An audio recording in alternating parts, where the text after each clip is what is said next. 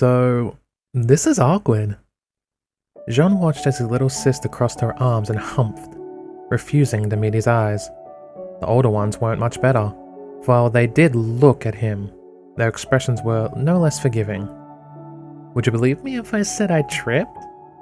You tripped your way down to the docks where you fought against a renowned criminal and caused unprecedented property damage. His father's voice was flat, but not nearly as flat as the expression he and his wife shared. Jaune winced. Well, when you put it like that, it sounds bad. Officially, the damage was caused by Torchwick though, not me. And unofficially, Jaune coughed awkwardly and refused to meet their eyes. That's what I thought. A quick peek towards Sapphire showed her frowning at him, which had him glancing towards Coral and Sable for support, only to see no refuge there. Hazel and Jade were out of the question. If looks could kill, then he'd already been waking up at his bed at home once more. Lavender looked distressed, which was only about 1,000 times worse, while Amber was still refusing to even acknowledge his presence. And here he was, 17, probably going on 1,000 or so, being scolded by his family like some naughty child who had been caught out after curfew. There was some comedy there, probably, not that he could find it at the moment. So, you're staying in Beacon? Nicholas finally asked, breaking the silence that Jaune had no idea what to do with. Jaune nodded, eyes fixed to the floor. Is that the decision you've made? No! His family jumped as he shouted, surging to his feet. The 10 of them were in a single room of a hotel, crowded around a large double bed and assembled on various seats and chairs. Even with the lack of space, he couldn't stop himself from throwing his arms wide. Nothing's changed. I still want to leave, and I'm not giving up on that. Jaune looked towards each of his sisters, even though one refused to look back. I promise I'm still trying to get expelled. It's just that I couldn't not do anything this time. Why? His mother asked, voice even and calm. Because... Jaune paused, hesitation creeping across his face as he tried to find the right way to explain what had happened. Because one of my teammates would have died if I hadn't. There. He said it, as best he was able to. Whether they accept that was their decision, and Jaune slumped into his seat as he waited their response. And you cared enough about this person to risk your life for them? Juniper asked. He nodded but didn't speak. Well, I suppose that's understandable then. Huh? Jaune glanced up in time to catch her smile, but only Sapphire sighed. That's... so you. It makes sense though. That bitch better have been worth it. Hazel growled but didn't argue. I can't be angry if it was to help someone. Lavender reached across to touch his hand, her light fingers brushing against his skin. There will always be a next time. Amber not nearly so accommodating. But you still intend to go through with your plan? Nicholas waited for his children to finish speaking before he entered the conversation once more. His eyes were stern, but not angry. He was focused on the task at hand. I can't and won't fault you for this, but has your time at Beacon changed your mind? It hasn't. Jaune stared into his father's eyes, willing the older man to see the truth within them. This was a setback, but nothing more. There are 3 semesters in the year. I'll be expelled before the 3rd. The 3rd is when that big festival is coming to Vale, isn't it? Coral asked, tapping one finger against her chin. Jaune's blood froze, but he nodded. The vital festival. The moment where he would die. It wouldn't happen. It wouldn't happen. He would get expelled next semester. He'd make sure of it. He just hadn't been willing to sacrifice a friend's life over it, in the same way that he hadn't been willing to sacrifice his mother's during the Beowulf attack. Well, I suppose that's all there is to say. Nicholas uncrossed his arms and smiled, bringing the tension in the crowded room to an end. I'll look at extending our stay here for the full week of your holiday. If we can't take you home with us, then we'll spend our time here instead. Can we afford it? Jaune asked, hoping the answer would be yes. He wanted to be with them all so badly. "Your dad's good at what he does, honey." Juniper stroked her husband's arm, making the man preen happily. "And no amount of money is too much to spend together as a family. Don't worry about it. We won't be breaking the bank." "Ah, thank you." Jaune slumped back into his seat, feeling exhaustion set in. It was late and his emotions had been a roller coaster.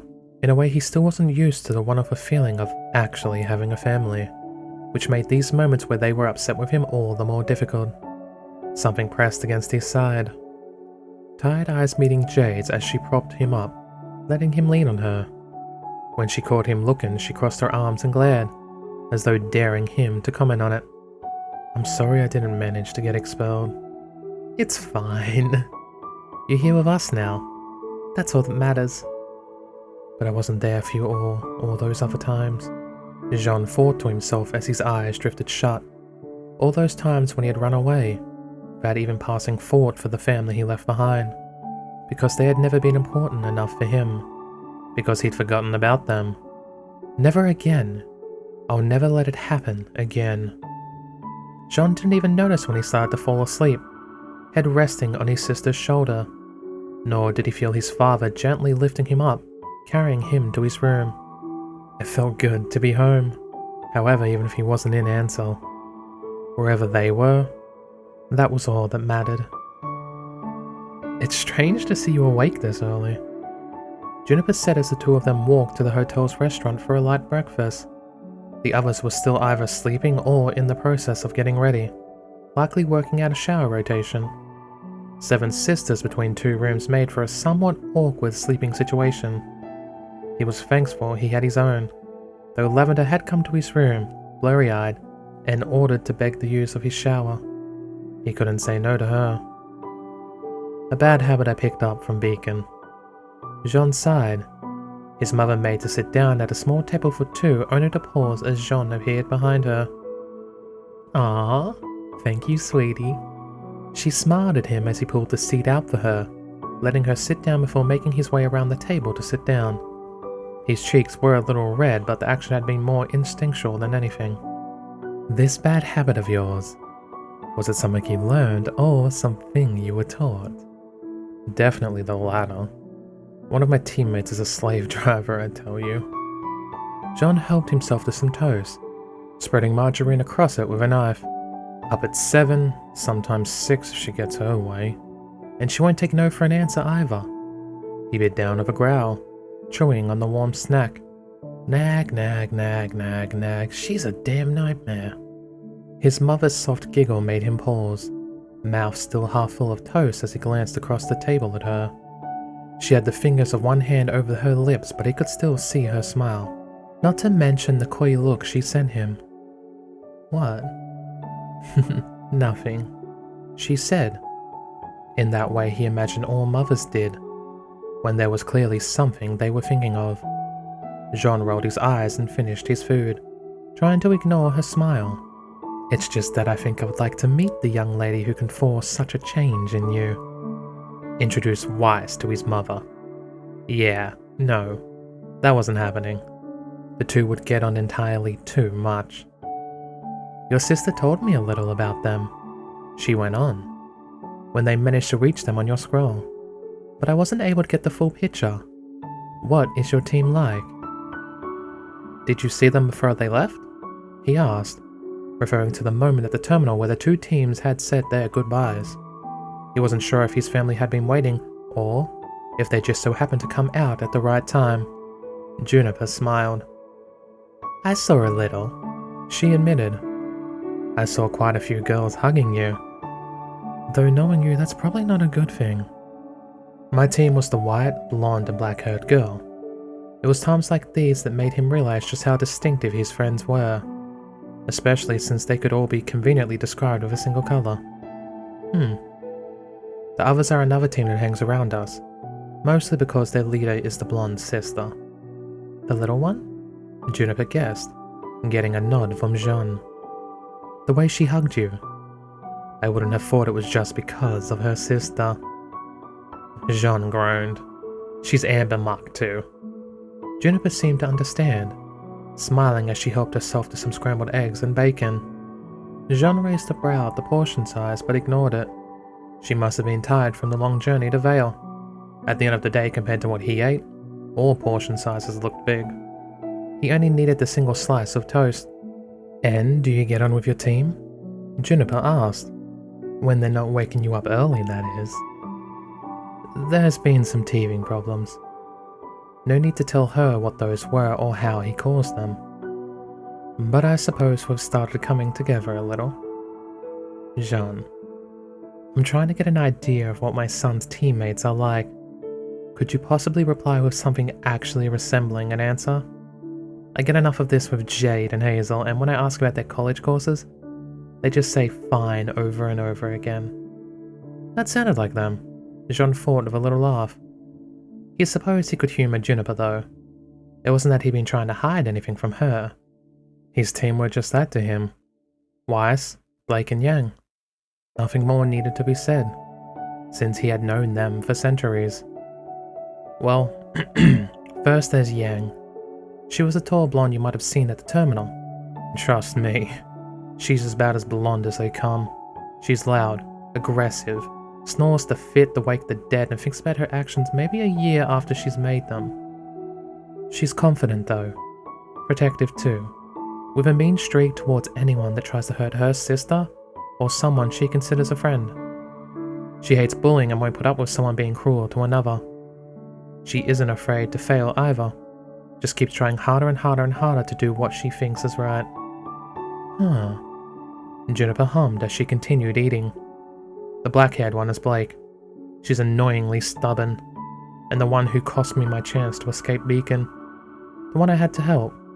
Like I said, she's painfully stubborn and stupid, willing to risk her life for no good reason other than that she doesn't consider the risk properly. She's also antisocial, hypocritical, and annoying. Jaune sighed. She's smart though, really intelligent and analytical, despises injustice and wants to work towards equality. Sometimes I think her dreams are too naive for such a cynical girl. That's just how she is though, and she's probably stubborn enough to pull it off somehow. I'm not sure if that balances out, but her stupidity is always for a good cause. She sounds interesting. And the last one? Ugh. My partner Weissney. Jaune groaned, and yes, that Weissney. The same one we went to watch sing. Rest assured, any good impression you had of her there is fake. Fake, fake, fake. She's absolute terror given form. She's hardworking, enthusiastic, and studious, all of which might be considered positive traits if you didn't expect everyone else to be as well. Jaune waved his arms for effect, before slumping in his seat. She nags and nags, over and over, until in the end you just do what she wants to shut her up. She's arrogant too, with a real chip on her shoulder, which, admittedly, is sometimes fun to burst. But, more than that, she just makes you want to smother the girl in her sleep. Juniper started to laugh. And don't get me started on the training she forces me through. Up at the crack of dawn. Who even wakes up at that time in order to run and train and fight and get covered in sweat before she deigns to allow you a break? She is an absolute nightmare. And her redeeming qualities? Juniper asked. She has none. His mother burst out in laughing. Well, she said as she wiped away a tear. It certainly sounds like you get on well with your team. I'm honestly glad to hear you're making such friends. Are we even in the same conversation anymore? Jaune raised a hand. Waiter, I think someone put hallucinogenic mushrooms in my mother's breakfast. Juniper reached across to pull his arm down, shooting an apology at the haughty-looking man who had came over to take Jaune's order. 2 oranges, please, and ignore what my son said. She laughed. Once he was gone, she let go of his arm, rolling her eyes. Really, Jaune, you're so dramatic. How are you, though? This fight off the docks. Were you hurt? I came out fine. Jaune shrugged. A lot of the damage was caused by the other guy throwing explosive attacks around in an area filled with dust containers. The area was completely unoccupied, so there weren't any injuries, thankfully. That's good. Nicholas and I are going to be visiting some landmarks today with Amber. Do you have any idea what you'll be doing? Whatever my sisters tell me to do? Juniper laughed but didn't refute that statement. How could she, when they both knew it would be true? I figure I'll just wait here until one of them claims me and tells me what it is I'll be doing in penance for letting them down. Is Amber still upset at me? Almost certainly, Juniper smiled. Ouch. You couldn't have sugarcoated that? I just did, honey. Jaune sighed and rubbed a hand into his forehead. That sounded about right. The best bet with Amber was to try and make her forget what you'd done to upset her, since forgiveness was a faint concept to her as fun was to Winter Schnee. That would almost certainly mean enough bribes to empty his wallet, followed by trips to the local arcade until his dreams came with 8-bit techno. Jaune! Slave! Two figures appeared on either side of him in an instant, panting heavily as though they've just run a marathon, but smiling wide enough to let him know they'd won. He had a sinking suspicion he was the prize in that analogy. Good morning, Jade. Hazel? Juniper smiled as she nibbled on some bread. Have you won the race to claim your brother for the morning? He wasn't in his room. Jade bent over to rest her hands on her knees, while Hazel stole the glass from his hand to take a drink. Everyone else thought he was hiding in the closet. Lavender said he'd been up when we came for the shower, so we legged it here. Since when did you wake up before 12? Hazel glared at him, as though it was his fault. You couldn't have left a fucking note? In my room, he sighed. To remind me of where I've gone. Don't try and be smart with me. Hazel cuffed the back of his head. You're no good at it. Anyway, we're going shopping and you're our mule. I thought we agreed he was our slave. Jade crossed her arms. Cheaper if he's a mule. We only have to feed him oats. Nice. John sent a pleading look towards his mother, who only smiled as her two daughters enslaved her son. It seemed parental standards had waned, that or she wasn't quite as forgiving as his failure to get expelled as she pretended to be. Remember, son, his father's voice drifted into his mind. A man forgets but never forgives. A woman forgives but never forgets. Ugh, figures. Sit there. Hazel pointed to a bench as though he were a dog. Not that he had the energy to argue at that moment. Assorted bags and boxes clattered onto the ground as he sat down, letting out a long sigh as he massaged his aching shoulders. Careful with those! Jade and I are going to try on some new outfits. We need you to judge them. Okay. We need a man's point of view. Jade waved a finger before his nose. But no perversion, not towards your own sisters. I'm not like that. I've seen you and Coral. Jade glared evilly at him before disappearing behind one of the curtains. Hazel went into the one beside it, clutching a coat hanger of her own. Jaune didn't even dignify her comment with a thought, instead moving his recently dislocated arm to try and ease the muscles there. It still hurt. Not that they knew. It was just with how heavy the bags were, and even then only because he was still recovering. A few women looked at him and whispered amongst themselves. At first he thought it was because he was with two girls at once, but a few scandalized looks reminded him that he was inside the women's changing rooms. There had been a store clerk outside who had tried to argue about that. The poor girl hadn't quite been able to withstand Hazel's glare. Jaune had just gone along with it, more to avoid upsetting them because he was actually bothered about being there. It wasn't like there were any women walking around naked. Even in the female changing room, they still had individual cubicles with curtains drawn across them. About the most discreet thing he saw was someone tossing something they weren't happy with over into a reject pile. As the minutes passed by, women around him seemed to relax as well, getting used to his presence until the nervous glances turned into ones more amused, even sympathetic. Jaune could imagine this very bench having paid homage to her many broken boyfriends in its time. Ta-da! The curtain before him was drawn back as Hazel appeared once more, arms wide and twirling on the spot. Well, how do I look? Like Yang? Was his first thought. With her dark purple eyes and blonde hair, Hazel could have passed for his teammate from a distance. At least she might have. were it not for the length of said hair, which was almost as short as his, except starred across her face with a faint blue highlight at the end of her fringe. The outfit though was definitely very Yang, except a little darker in colour. The jeans were dark blue with rips in, apparently a feature you had to pay extra for, while the black jacket over a purple tank top exposed both her shoulders and midriff. It was a confident choice for sure, not that his sisters lacked in that department. Wait a minute. Jaune climbed to his feet and walked towards her, kneeling down in front of her and grabbing her hips with both hands. Eh?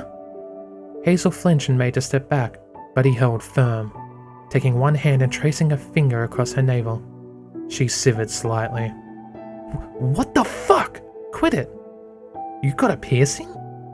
He looked at the silvery ornament dangling from her belly button, touching the chain that dangled from the end with his finger. It jiggled lightly. Does Mum know? You're joking. Of course she doesn't. Jaune sighed, shaking his head. If Juniper heard how one of her daughters had gone and done such a thing, then she'd flip. In all honesty, he'd half expected to see that at some point, though he figured it would have been Jade with a tattoo. When was this? A few weeks ago, maybe? I don't know. It was a while back. You like it? Did he? He'd been with a few women with piercings and he didn't think much of them either way. It seemed to fit Jade. However, if only because she had to break the rules to get it. He leaned a little closer to look at it, just making out the fake gem on the tip that sparkled in a low light. You know, I'd have expected this from him and Coral. Their sister's voice came from the left, a little too smug for either of their liking. Jaune glanced to the side in time to see her looking down her nose at the two of them. She was also recording them on her scroll. Jade! Hazel hissed, and shoved Jaune at the same moment, sending him toppling back with a yelp. He rubbed his back as Hazel made to snatch the device, Jade keeping it out of reach of a laugh. Give that back, we weren't fucking doing anything. Not what it looked like to me. Ow! Let go of my hair, you stupid bitch! Girls, girls. Jaune tried to break them up but didn't make a move to step between them. That would have required a certain degree of stupidity he really didn't possess. You're going to get us thrown out of here if you don't stop. I was just looking at Hazel's piercing. Close enough to lick it? Ah, don't be fucking gross. Hazel pushed her away before glaring at him. This is your fault. You better not tell Mum. I won't. Time to change the subject, he suspected. Your outfit looks good. Good? There was an edge to Hazel's voice. I mean sexy. Very sexy. Sexy? Pretty? Beautiful? Throw me a bone, Hazel. You look great. What do you want me to say? She huffed and ignored him, walking back into the changing room with a new piece. Jaune turned to Jade. What was wrong with what I said? Nothing. His older sister grinned and flicked his face. It's more what you did, which was embarrass her. You were doomed the moment you did that. Enough about that. How do I look? What can I say that won't get me told off? Ow! Jaune reached up to hold his nose, which she hadn't just flicked this time, but a full-on slapped. Why? Don't be a dick. You're ours for the morning, so you better shape up. Now let's try again. How do I look? Fine. He let his eyes roam over her, taking in the tight black trousers and blue tee. It was fairly simple, all things considered, but where Jade stood out it was in her accessories, which as usual she wore as though she just survived a belt and buckle apocalypse. 3 belts on her waist, most of them decorative and hanging loose, a strapped bracelet on one bare arm, a silver chain around her neck, not to mention and choker the belt. Her combat boots were tipped with metal too, despite the fact they would never likely see combat. Well, you look like you'd survived about 2 seconds in a storm. How? Fuck damn it, Jade! You can't just hit me until the answers come out that you like. Jade raised a brow, retracting her arm. I can't? She looked generally confused. Since when? You look good, I guess. Her eyes became a little more dangerous. I'm not into punk girls, nor whatever it is you call yourself. Awkward or something? Alternative, she growled. Get it right, you little shit. Just answer this. If a guy saw me in a club, would he want to bang me? He better not. Since when were his sisters interested in that kind of thing? They were too young for that. Far too young. Now that he thought about it, that outfit really was too revealing, showing off way too much cleavage. His expression darkened. That's more like it. Jade laughed. I take it from your angry look that a guy would. Guess it's a keeper. It absolutely isn't. Wait there while I try on the next one. She didn't give him time to respond, pushing him back towards the bench as she vanished behind the curtains once more. They were 20, he had to try and remember that. They could make their own decisions, make their own mistakes. He would have to tap their scrolls and find out if any guys were talking to them. It was the only choice. Sitting back with a sigh, he could only lean back against the nearby wall, wincing at the occasional woman who stopped to give his shoulder a sympathetic pat. Dealing with Amber would have been easier than this. I really need a drink. That was an idea, and one he hadn't thought of. Since he was technically a hunter now, he was old enough to drink. Juniors would probably not be an option, for somewhat obvious reasons. But that didn't mean he couldn't find a different bar to have a few drinks at. His mother didn't need to know. Naturally. Jaune sighed and allowed himself to relax, wondering if he could catch a few minutes of sleep before his sisters came back once more. Blue eyes snapped open a second later. Something was wrong. It wasn't something obvious. Not to anyone but him anyway. But more the faint sense of dread that had the hairs on his arms prickling, and made his hand twitch towards his waist, where Kurokomore's was not. He had left it back at the hotel, keen to be rid of the reminder of what he was. He looked to the left. Nothing more than a gaggle of young women chatting between one another, cooing over the clothes they've selected. To the right, a pair of older ones discussing something in hushed whispers. Neither group paid attention to him, yet he knew that someone was watching him. He could feel their eyes. Relax. Calm down. It's probably just someone wondering what a guy is doing in here. He knew it wasn't even as he thought it.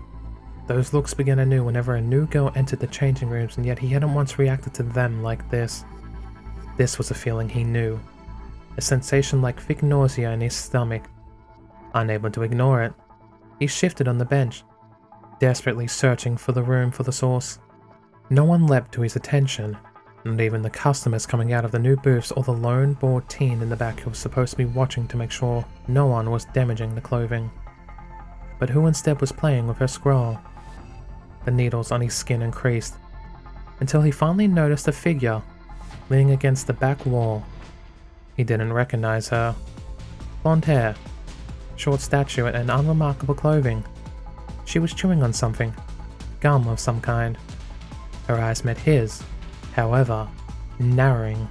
Someone from Haven? He didn't think so. At least if it were someone important, then he would have remembered them.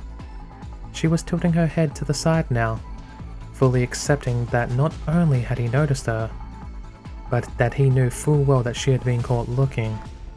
A confident girl who liked what she saw and wasn't afraid to admit it? Then why were his instincts screaming at him? The girl blinked once. Jaune's breath caught in his throat. She turned to the side, pushing her way out of the changing room. Jaune swore as he rushed after her. Hey! Some random woman cried as he knocked her aside, but he didn't pay her any attention, scanning for the figure and catching her moving among the lingerie. The face he didn't recognize, the clothes he didn't recognize. There wasn't any person he knew, but those eyes. Those he recognized. Because mismatched eyes the color of ice cream were not common. She glanced over her shoulders, eyes narrowing as she realized he was in hot pursuit. Her pace increased, not enough to cause a scene, but enough to have him bumbling into people as he followed. Why was she here? Why was she watching him? Any thoughts of innocence were crushed the moment they entered his mind. She wasn't there to shop. She could have done that how she normally looked. She had been watching him. She had been following him. She had seen his sisters. The realization made his teeth gnash together. Why Neo of all people was interested in him he had no idea, but he was willing to bet line on it being something Torchwick had ordered. Was I really stupid enough to think my little shot at the docks wouldn't have pissed him off? Of course he wants to know more about me. And who else would he send but his personal little murderer? Vicious and cruel didn't even begin to describe her, nor the things she was capable of. He couldn't let her get away. She paused ahead of him, glancing back once more before ducking into a room clearly marked as being for employees only. The door hadn't even finished swinging back when his hand stopped it, and he kept his other before him as he entered, just in case she tried to attack. The back room was empty, though he could hear the quiet pitter-patter of her feet down the corridor to the left. He stalked after her, breaking into a sprint even as he heard the feet ahead do the same. He wasn't sure what he would do when he caught her. No, that wasn't right. Jaune knew exactly what he would do, what he had to do. He would kill her. He would fight and kill her, so that she could never report back to her boss, so that Roman would never find out about his family. The thought that he might fail in that didn't cross his mind. She was skilled and ferocious in her own right, far stronger than Roman actually was. But that didn't matter. She had seen his family. The girl ahead stopped at another door, glancing back one final time to see if he was still chasing. Mismatched eyes met blue, the girl's face twisting in confusion before settling into a little smile. With a slow wink and a blown kiss, she slipped through the door, barely 3 seconds before his shoulder slammed into it, smashing it open. At least 30 people turned to look at him, breath coming out in pants, his palms bleeding slightly from where his nails had bit into them. Jaune let his eyes traverse over them. At least 10 customers queued at a till, manned by 2 people, more by a display of shoes, others among the shirts and jackets. Any one of them could have been Neo. Watching, waiting. A woman walked slowly towards him. "Sir, that's an employee-only area. Are you lost?" She flinched as his head snapped to her, but she was safe. She could talk.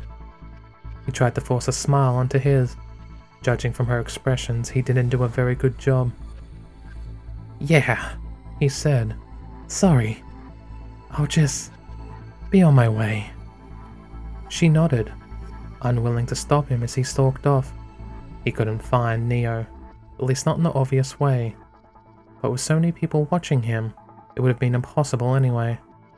That didn't stop the panic. It didn't stop his heart from hammering in his chest. People gave him a wide breath as though they passed by, perhaps instinctual, noticing the way he glared at them in suspicion, or how his muscles tightened each time they did. His scroll blared angrily, one hand falling to his pocket and drawing it he might Kurokamors. A few people jumped at the sudden motion. "Jaune here," he said, holding up the device before him. That proved to be a mistake. "Jade here," his sister mimicked in a voice thick with sarcasm. The scroll was torn from her fingers a second later. "You fucking piece of shit," Hazel roared. People around him backed away in shock. "Where the hell are you?" And the day goes from bad to worse.